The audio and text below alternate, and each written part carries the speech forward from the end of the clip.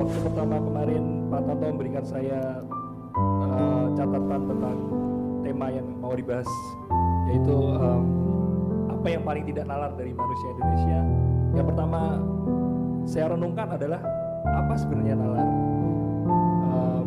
Dan malam ini saya terus-menerus dialektika dari sejak Mbak Hanun tadi bilang bahwa nalar adalah proses, tadi ada akal dan segala macam klarifikasi tadi, sampai Mas Abrang tadi juga bilang tentang bahwa manusia apa yang berbedanya adalah dari adanya bahasa, dan juga hingga memproses banyak memori, yang itu ternyata memori tidak hanya proses otak gitu, ternyata adalah proses batin dan segala macam. Saya jadi sebelum itu selalu sejak tadi berdialektika terus, tanya terus bagaimana sebenarnya, apakah Indonesia ini masih bernalar atau tidak, apakah statement yang dinyatakan yang paling tidak nalar di Indonesia, masyarakat Indonesia itu benar adanya gitu. Ketika nalar adalah proses mengolah informasi, saya pikir masyarakat Indonesia bisa dikatakan sangat bernalar. Misalkan kita lihat itu di media sosial, itu orang itu dengan mudah mencari informasi dan menyampaikan informasi, itu bisa beragam perspektif untuk menyalahkan yang satu, membela yang satu. Itu kan konflik informasi, konflik data gitu. Orang-orang bisa mencari informasi sangat cepat sekarang ini, dan itu juga pengolahan bahasa. Jadi ada informasi, ada bahasa, ada proses otak, berarti satu sisi itu adalah nalar gitu. Tapi pertanyaan saya, apakah cukup itu dikatakan sebagai nalar? Ternyata malam ini banyak sekali penjelasan yang dari proses yang itu sistemik mekanistik yang ada di dalam tubuh kita hingga sampai menyentuh di wilayah kosmologis sampai ke metafisis. Ternyata perjalanan menalar begitu jauh. Saya melanjutkan lagi, jadi hari ini yang ingin saya sampaikan adalah perenungan saya selama beberapa jam ini merenung dan melihat apa yang tadi dibawa oleh teman-teman Rumah Gunung. Tadi ada Pak Sitras Anjilin misalkan. Di rumah Pak Sitras itu ditutup ngisor, ada makamnya Romo Yoso Sudarmo yang itu dimakamkan tidak barat ke timur bujurnya, tapi utara selatan gitu. Saya dapat penjelasan bahwa ternyata pada waktu itu ada pandemi juga seperti ini. Mungkin saya tidak tahu pandemi semacam apa, tapi dikatakan bahwa ada wabah, dan akhirnya ada satu yaitu Romo Yoso yang bersedia untuk makamnya bujur utara selatan biar pandemi itu berakhir. Apakah itu bisa dinalarkan?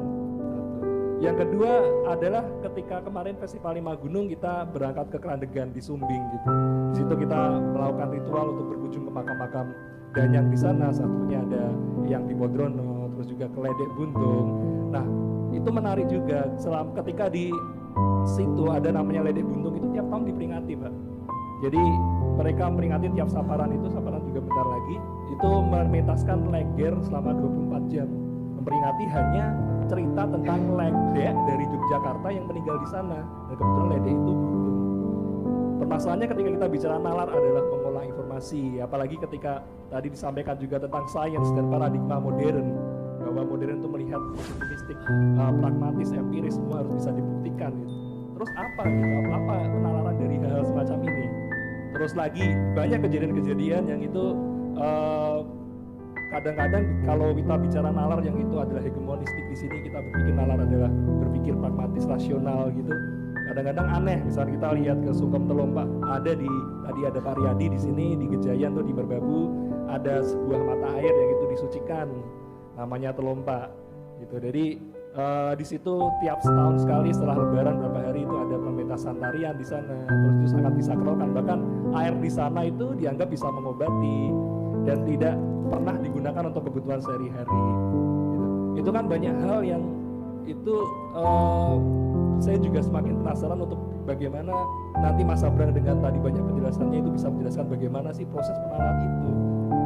Padahal saya pikir di Indonesia kita jarang berbicara soal itu, dan itu bahkan percakapannya sangat minor gitu. Saya sebagai perwakilan kaum milenial mungkin ya, semacam ini ketika kita lihat kemarin Sudawi Witan itu kan, Sudawi Witan dilarang membangun makam dengan alasan-alasan yang itu sangat tidak mitologis, sangat tidak saya pikir itu mereka juga pakai nalar, mereka pakai reasoning, mereka pakai alasan-alasan seperti tidak mematuhi IMB, aturan bangunan, atau dianggap nanti akan membuat musyrik segala macam. Itu kan ada penalarannya sebenarnya. Jadi di sini ada konflik nalar juga. Terus bagaimana menalar itu? Apa jangan-jangan kita sedang bernalar tapi tidak bertuhan gitu? atau kita bernalar yang tidak transenden. Kalau kita tadi menyambung yang disampaikan Mas Abrol, mungkin nalar kita hanya sekedar nalar yang itu masih bermain di akali atau paradigmatis, yang itu tidak meluncur pada batin atau sampai ke langit bahkan gitu. Sebenarnya ada apa gitu? Jangan-jangan yang dimaksud Pak Tanto bahwa apa yang paling tidak nalar dari bahasa Indonesia adalah nalar yang sebenarnya sangat agamis. Kita kehilangan nalar itu. Nalar yang itu hanya proses kota saja. Sekali lagi, apakah itu bisa dikatakan klaim sampai ke situ atau bagaimana?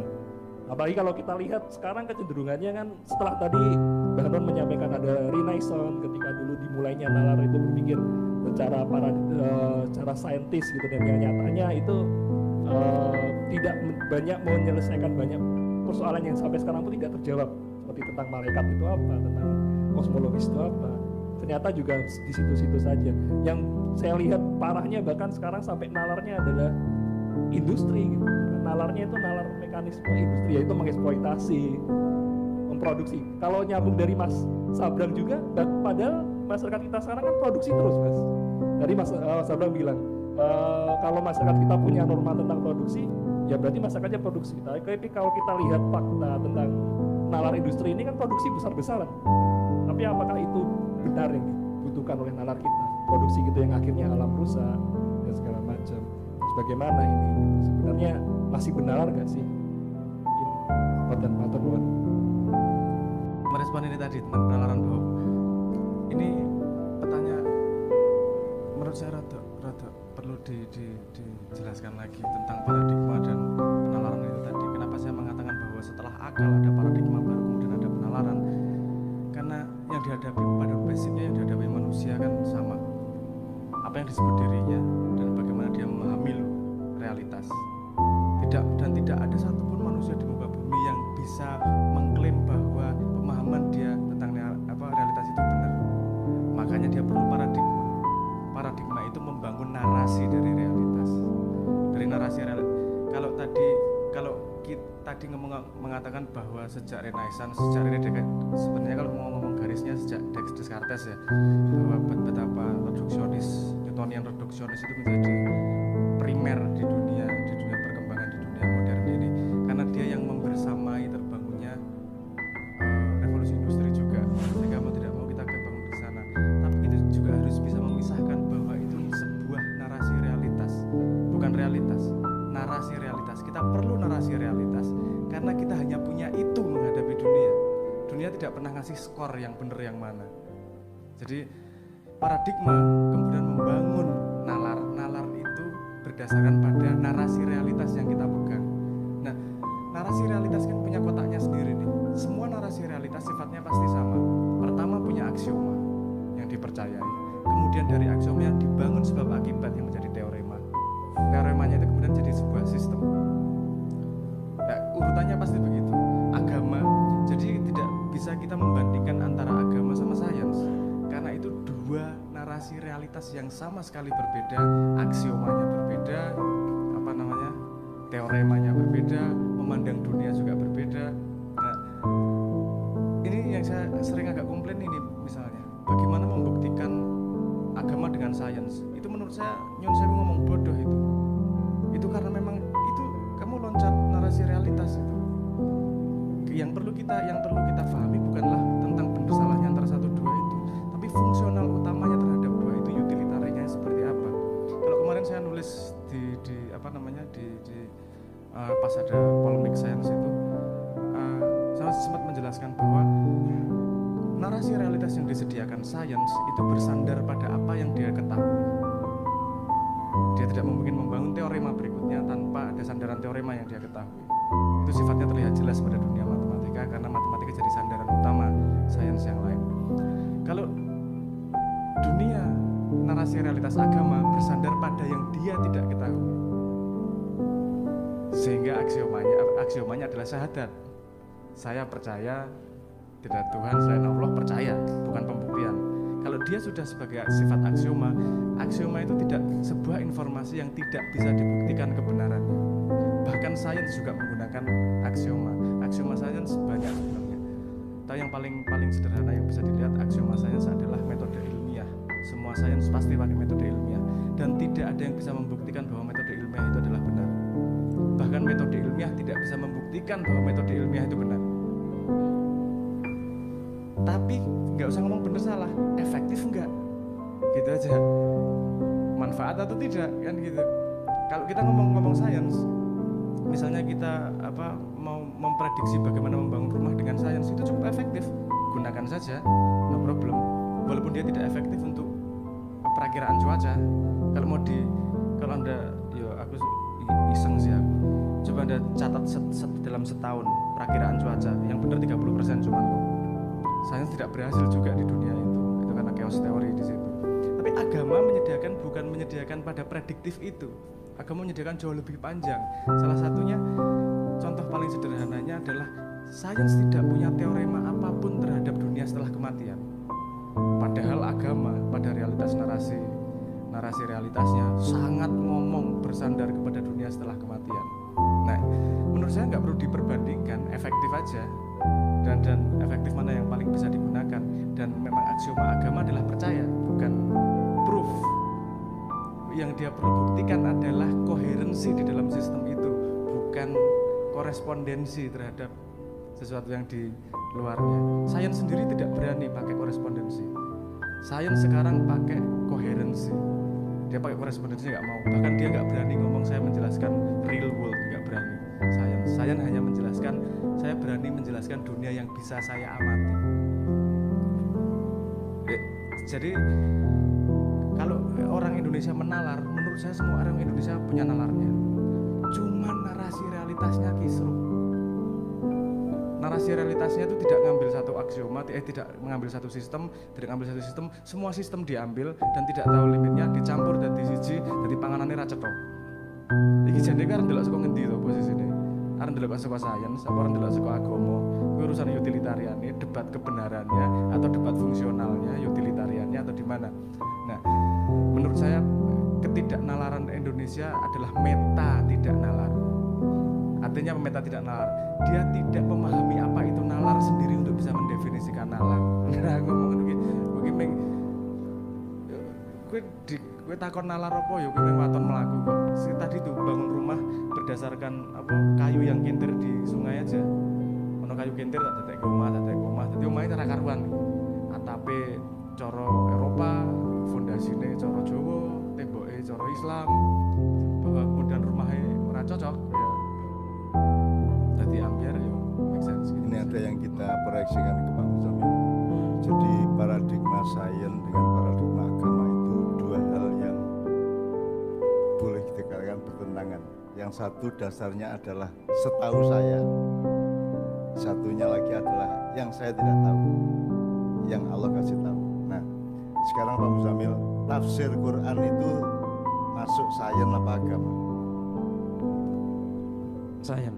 Sains kan? Ya, sains. Nah, tetapi kan selama ini tafsir Quran dianggap oleh penafsirnya sendiri pun oleh kebanyakan ulama sebagai bagian dari agama. Padahal dia bagian dari sains yang paradigmanya berbeda. Dan kalau ngomong paradigma atau nalar itu yang disebut untuk bisa melihat dengan untuk bisa nalar itu kan tergantung kacamatanya, paradigmanya itu Pak. Jadi sekarang kembali ke istilah Sabrang yang dulu, jarak pandang, sudut pandang, sisi pandang dan seterusnya. Nah, Renaissance adalah satu revolusi berpikir dengan jarak pandang tertentu dan sudut atau sisi pandang tertentu. Jadi kalau yang saya tahu, Renaissance itu adalah revolusi kecerdasan akal manusia di bidang materialisme. Jadi maka hasilnya adalah manusia dengan peradaban yang mereka sangat cerdas untuk hal-hal yang sifatnya material.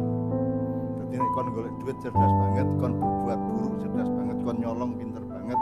Tapi begitu berbuat baik, berbuat agak benar, berbuat agak inherent, koheren, menjaga koherensi antar manusia, itu kita bodoh luar biasa. Jadi orang sekarang itu pinter-pinter asal untuk jahat dan untuk rakus Pak, gampangannya gitulah kalau bahasa saya. Angger nggo rakus pinter banget, ning nek nggo hemat karo tinggo waspada bodoh banget.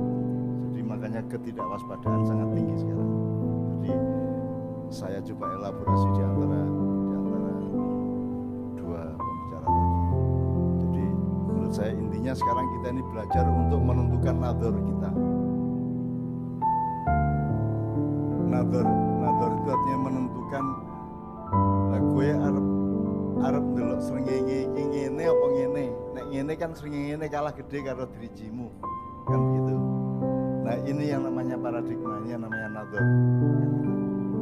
Nah, jadi teman sekalian, mudah-mudahan ini semua akan membuat kita menjadi lebih seimbang, lebih akurat, lebih tepat, lebih siratal mustaqim. Pak Mustafa tadi memiliki doa kita sehari aja istilah siratal mustaqim, bukan iklamil ilmi, atau jadi bukan ya Allah berilah aku ilmu, berilah aku pengetahuan, enggak, tapi tunjukilah, hidayahilah aku jalan yang lurus. Nah, jalan yang lurus itu milih bojo tepat, mangan jam piro tepat, mangan opo tepat, ngono lho, iki siratal mustaqim. Jadi kowe keputusanmu setiap hari itu tepat.